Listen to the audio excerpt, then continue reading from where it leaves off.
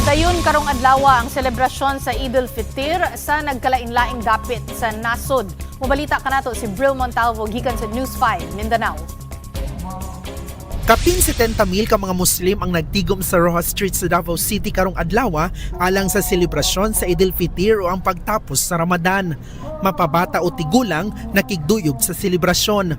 Nagampo sila kay Allah alang sa ilang maayong panginabuhi karong tuiga.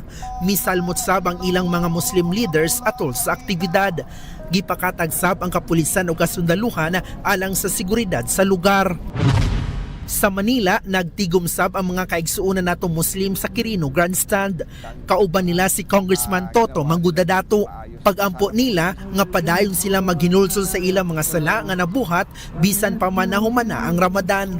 Sana tuloy-tuloy po yung pagsisisi at kung ano man yung mga kasalanan ng nagawa natin hindi na po mabalikan lahat po ng mga brothers na nag-ayuno.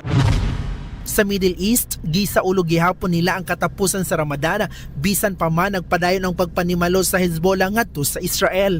Giampo na lang karon sa mga sibilyan sa lugar nga maundang na ang padayong nahitabong giyera. Para sa 1PH, Bril Montalvo, News 5.